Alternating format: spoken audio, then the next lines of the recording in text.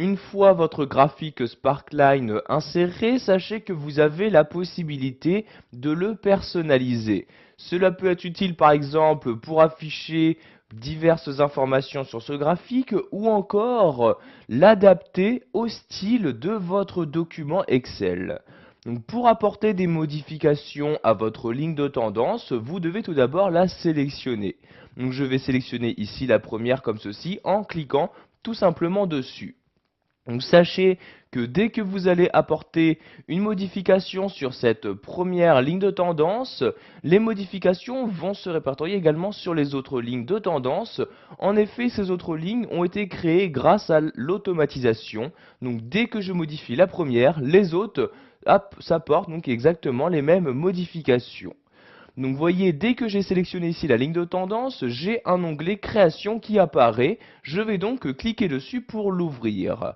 Tout d'abord, nous allons voir qu'il est possible d'afficher ou de masquer des informations sur ce graphique.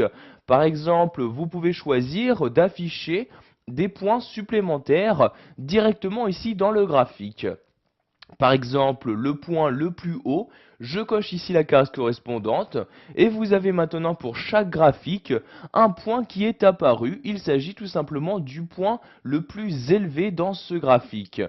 Vous pouvez également faire apparaître le point le plus bas en cochant ici cette deuxième case. Vous voyez, je coche et j'ai maintenant le point le plus bas qui apparaît pour chacun de mes graphiques. De cette même manière, je peux faire apparaître les points négatifs, le premier ou encore le dernier point. Donc ici, je vais décocher ces deux cases-ci pour ne faire apparaître aucun point.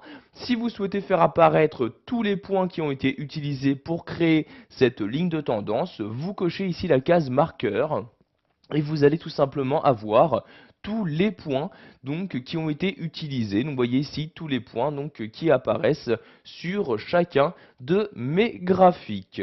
Nous allons maintenant voir qu'il existe également des styles de graphiques Sparkline, styles qui vous permettront de modifier très rapidement la mise en forme de ces graphiques. Pour faire apparaître tous les styles disponibles, vous allez cliquer ici sur ce bouton-ci.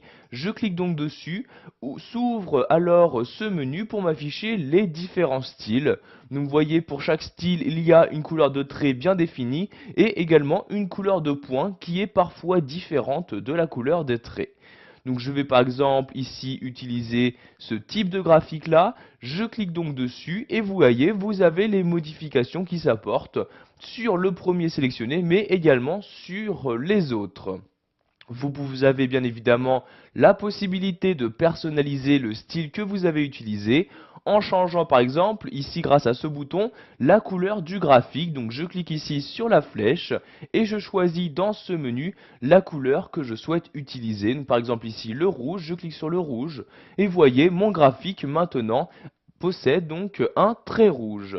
Pour finir, nous allons voir qu'il est possible de personnaliser les axes de votre ligne de tendance. Pour ce faire, vous restez toujours ici dans l'onglet création, mais vous cliquez cette fois-ci ici sur axe comme ceci.